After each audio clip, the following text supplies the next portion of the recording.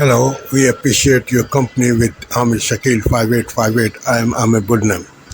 Following news have been reported by European, Asian, African, Australian channels and AP, AFP and Reuters news agencies. Now the headlines. Fireballs in middle of Beirut due to Israeli strike. Also in Gaza, there was a mosque attack by Israel. France asked for ceasefire and also asked to ban weapon sales to Israel. Pro-Palestinian protests in all over Australia. Trump rally in Butler, Pennsylvania. Elon Musk joined him. First anniversary of October 7 attack on Israel. Pro-Palestinian protest in all over Europe. Now please watch the channels. France 24. Thanks for joining us. Do so again. Take care. Liberté, égalité, actualité.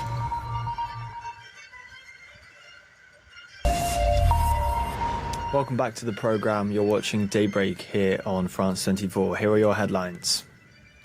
Heavy bombs fall on Beirut's suburbs overnight, while a deadly airstrike on a mosque is reported in Gaza. As global protests mark 1 year since the start of the war, we'll be joined by Jordana Miller, our Jerusalem correspondent. President Emmanuel Macron urges countries to stop supplying arms to Israel. Benjamin Netanyahu calls the comments shameful. And Donald Trump takes to the stage, where he was shot and almost killed in July, rallying supporters 30 days before America votes.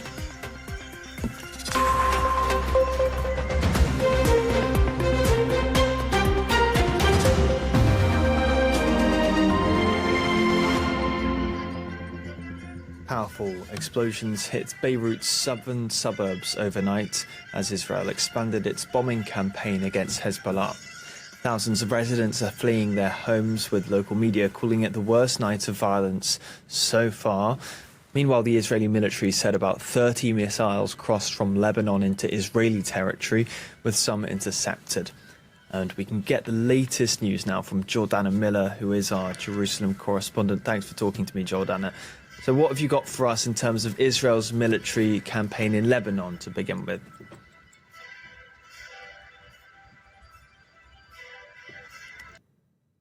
In Beirut, in southern Lebanon. Remember, Israel claims that there are weapon depots, missiles that are being held in underground storage sites, excuse me, in Beirut. So it's not only about perhaps taking out more of Hezbollah's commanders and leaders, but also going after what it believes are long-range missiles that pose a threat to Israel.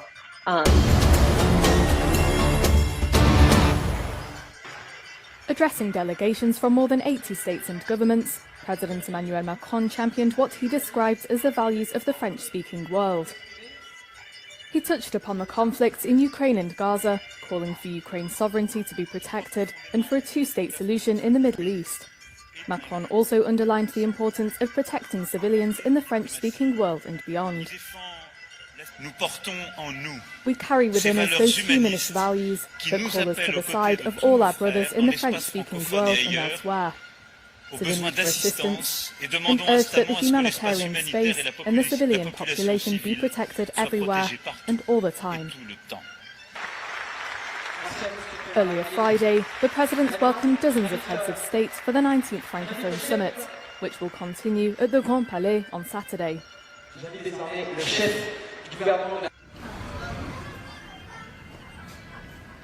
As Tunisia's presidential election draws closer, some are feeling indifferent towards politics in the country and upcoming election day. Citing a lack of opportunity, some young people have their sights set on leaving the country and seeking work elsewhere. I want to tell the youth, leave by the sea. There is nothing that keeps us here in Tunisia.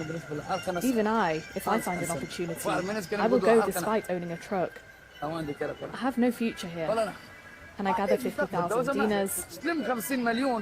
Or the price of a house, at least 100,000 dinars. Struggling to afford the basics amid Tunisia's faltering economy, some wonder why they should stay. Others, meanwhile, hope the election will bring about change. I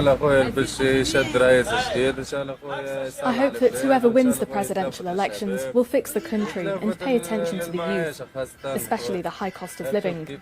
A kilogram of cucumbers costs 4.5 dinars, tomatoes 1.8 dinars, and potatoes 2.4 dinars. A daily income ranging from 30 to 35 dinars isn't enough to buy vegetables, let alone meat.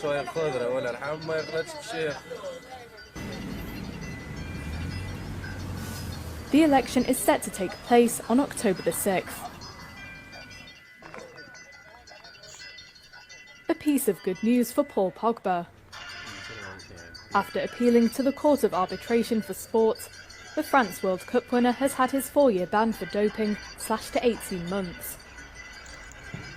The decision means that the Juventus midfielder will be able to pick up his career again next year, having started the ban in February.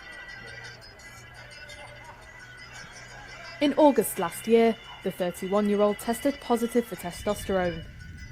He was given the maximum punishment by Italy's anti-doping court, a 4-year suspension that could have potentially been a career-ending ban. He was also issued a large fine in March.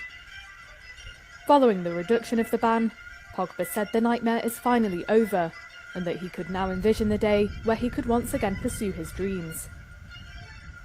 Pogba also thanked his fans for their support and said he was looking forward to getting back on the pitch.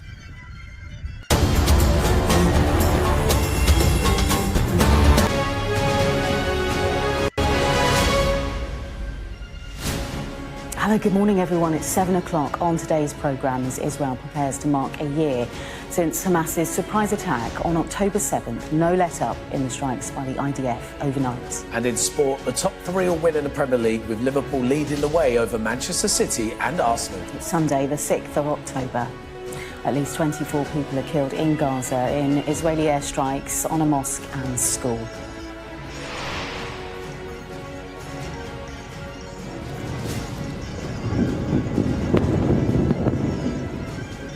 Plus, another evacuation notice for parts of southern Beirut is followed by large explosions in the Lebanese capital. Also ahead, Donald Trump is joined by billionaire supporter Elon Musk as he returns to the site of July's assassination attempt. 2024 becomes the deadliest year for those trying to cross the channel as another 4 people are killed. Plus, questions over the government's plan to impose a tax on private schools. And in Super League, it's Wigan who join Hull KR in next weekend's grand final at Old Trafford with a dominant win over Leigh.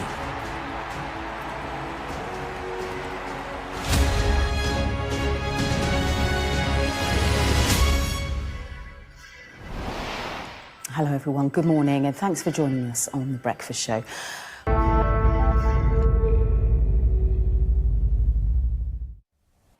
This is Asia Now.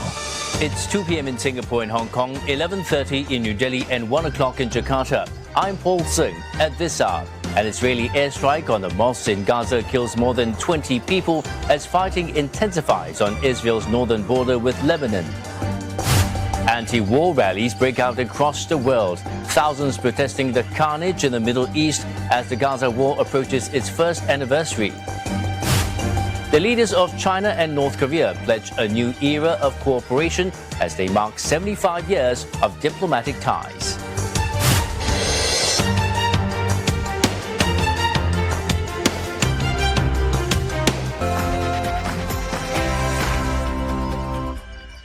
Good morning. Not mad, but definitely bad. That's Boris Johnson's assessment of Vladimir Putin. He reveals some surprising details of the Russian leader, and as well as his take on the youth situation in Ukraine. It's all revealed today in Camilla Tominey's sit-down interview with Boris. You can see it at 9:30 this morning. And Donald Trump returns to Butler, the site of the first failed assassination attempt, alongside tech mogul Elon Musk. The countdown to that election draws closer. Very nearly 1 year on, and remembrance events set to take place across the country today to mark a year tomorrow since the atrocities of the October the 7th attacks in Israel. Meanwhile, Prime Minister is calling for calm as he warns the conflict in the Middle East has spread vile hatred in Britain. The lazy generation of Gen Z been costed out of the housing market. Are they just too lazy to care? And Parkrun celebrates 20 years of action this weekend. We tagged along yesterday to see what all the fuss was about. Want some veg with that? A fish and chip shop in Wales has been told they need to sell fruit and veg. They've been told that by NHS bosses if they want to open the shop. Good morning. With the international break almost upon us, could the end be in sight for Manchester United manager Erik ten Hag? His boss, Sir Jim Ratcliffe, is due at Villa Park today, where United face high flyers Aston Villa. We'll look ahead to that and reflect on all the Premier League action later this hour. Good morning. There's a bit of a mixed picture out there, cloudy with outbreaks of rain. I'll have all of the details coming up shortly. It's just on 7 o'clock. I'm Stephen Dixon. And I'm Dawn Neeson, and this is GB News Breakfast.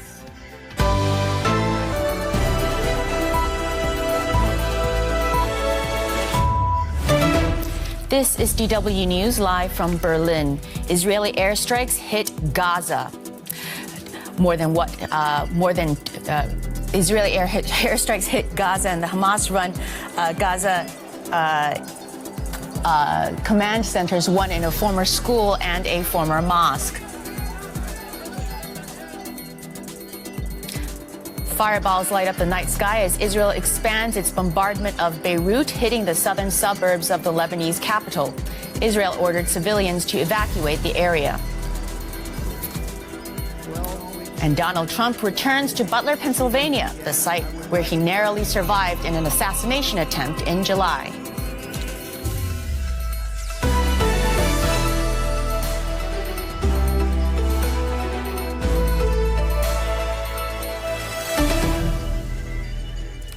I'm Melissa Chan. Thanks for joining us. More than 20 people have been killed in Gaza in an Israeli airstrike on a mosque and a former school.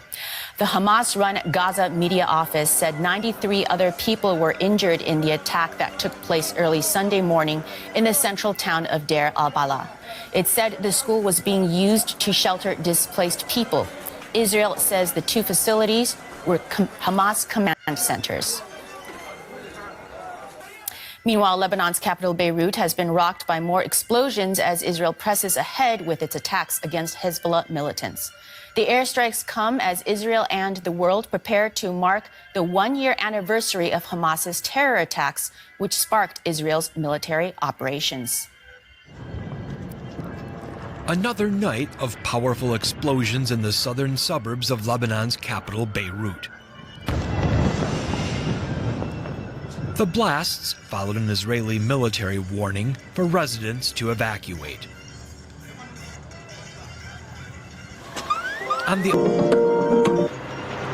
A fireball over Beirut after a fresh wave of intense Israeli airstrikes on its southern suburbs. In Gaza, the Israeli army hits a mosque in central Deir al-Balah that had been packed with displaced women and children. Hello, welcome to TRT World live from Istanbul. I'm Aaron Armstrong. Also ahead on the programme. Time to end the contradictions. The French president calls for an arms embargo on Israel, saying countries can't call for a ceasefire while still supplying weapons. And pro-Palestinian protesters in Europe and the US call on their governments to push for a ceasefire.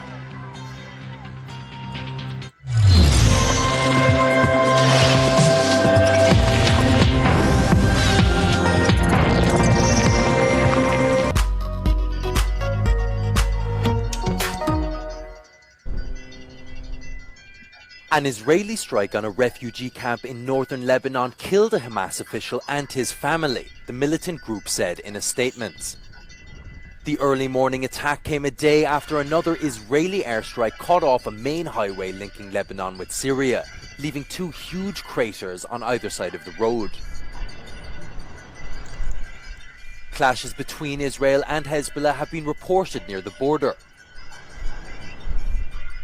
Nearly 2,000 people have been killed in Lebanon since the Israel-Hamas war began. Most of them died since September the 23rd, according to the Lebanese Health Ministry. Israel launched a ground invasion of Lebanon on Tuesday, saying they were carrying out targeted raids to hit Hezbollah. The news prompted European countries to urge nationals to leave the country.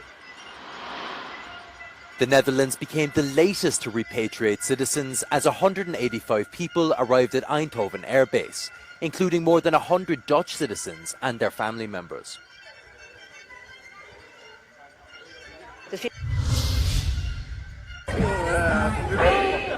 Thousands of protesters gathered for pro-Palestinian demonstrations across Europe as French President Emmanuel Macron urged an end to the arming of Israel.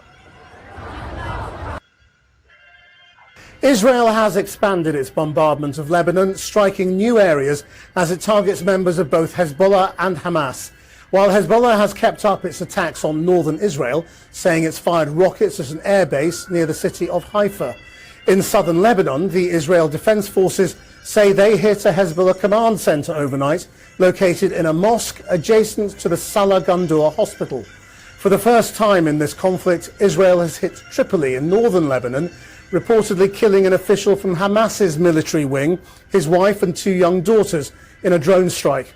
And Israel has continued to strike the Lebanese capital here, Beirut. Its military issued warnings for residents in 3 southern suburbs near the airport to evacuate buildings around Hezbollah facilities. Alex Thompson reports on the day's events. The Gaza strategy in Lebanon. From air and sea, Beirut pounded again overnight. By day, civilian jets still fly in and out against the bombing of the city's southern suburbs. Israel talks about pinpoint strikes. The Lebanese Health Ministry says more than 2,000 people have been killed so far across the country, including 127 children, 261 women. 4 major hospitals and 32 medical centres in Beirut and across the country completely out of service now due to Israeli strikes. Israel claims Hezbollah fighters were using them for positions. Overnight, Israel claimed to have killed a Hamas commander, Saeed Attallah, his wife and 2 daughters in the coastal city of Tripoli in northern Lebanon. Defiance against Israel on the ground. We say that this resistance will continue. This is the path for martyrs. This is an enemy who commits criminal acts against our people. His death independently confirmed this afternoon.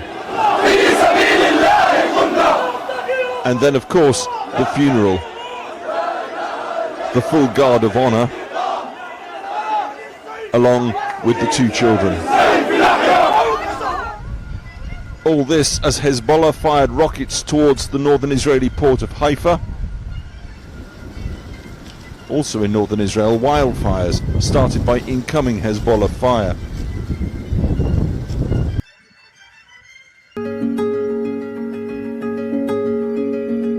We noticed that 2 males were taking turns building a nest, and we decided to try and give them a fake egg. They instantly got on top of the mound and started incubating it. About 20 days later, after we gave them the real egg, so they sat on it for about 20 days, taking turns. One male would usually sit during the day, and the other male would take the night shift. We noticed that it hatched one morning. In the moment, it's very, very exciting to see a new bird come into the world. We see him feeding every day. He begs, and they both come running to him to feed him. They're doing a very, very good job taking care of him. The chick's about 6 weeks old right now. They start out about the size of a tennis ball, and right now it's about a foot to a foot and a half tall. And we're still unsure of the sex of the flamingo.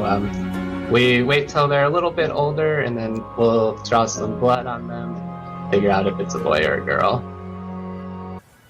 So in our notes from the producer of that segment, Xan, apparently it's not unusual for 2 male flamingos to bond. It's a sweet story, but before you get too sentimental, the zoo has not named those flamingos. They are. What's happening to these men in their 50s is a result of all the concussions they had in their 20s. I've been writing things down, and my brain likes it. We are one big bloody family. Plum starts Sunday, October 20.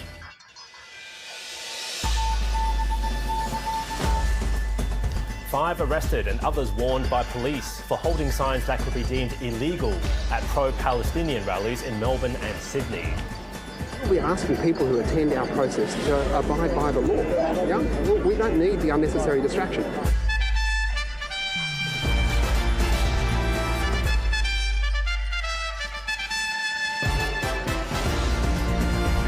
Hundreds more Australians evacuated from Lebanon, with thousands still waiting. That comes as massive explosions rock Lebanon's capital after Israel warns residents to leave.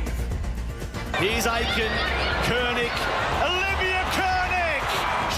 And the Roosters hold on to beat the Sharks in the NRLW Grand Final.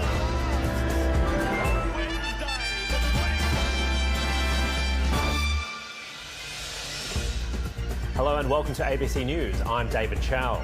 Thousands of pro-Palestinian protesters have marched around the country to mark the first anniversary of the Hamas attack on Israel, which sparked the invasion of Gaza. In Sydney, at least one person has been arrested and others are being spoken to by police for holding signs and placards that could be deemed illegal. Victoria Pengilly reports from Sydney.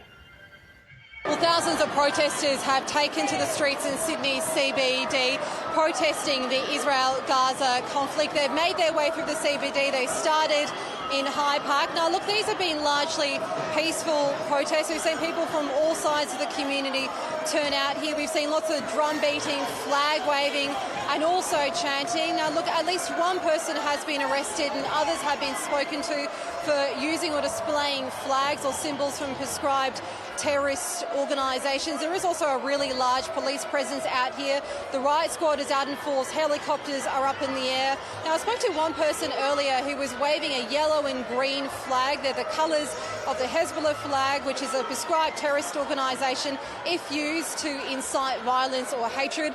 He just told me that they were the Australian colours and he wasn't doing anything wrong. Here's what he had to say a bit earlier. It's green and gold. Australia's green and gold. But you are blurring the line a little bit there, Sam. I'm not blurring the lines. It's the green cedar tree, which is our country's icon, and it's yellow for Australia. We're Australian Lebanese. We're proud to be Australian Lebanese, and we're proud to be Lebanese. And we're here to support our people and get the government to listen to us. Now, protesters have taken to the streets in Sydney for 52 weeks in a row. The organisers of this protest are calling on the Australian government to place sanctions on the Israeli government. They're also calling for a ceasefire, but the timing of this rally has been criticised by both sides of politics. They say the timing is not respectful to the Jewish community, given that tomorrow is October the 7th and marks 1 year since the Israel-Gaza conflict. Meanwhile, in Victoria, thousands of pro-Palestine demonstrators brought Melbourne's CBD to a standstill. 4 people were arrested, and our reporter Cyan Valance has more. The centre of the city became the centre of Melbourne's pro-Palestine movement today as thousands marched through the CBD here to Flinders Street Station, calling for an end to the war in Gaza. Many of these activists have rallied every Sunday for a year, but participants say today's march was the biggest ever.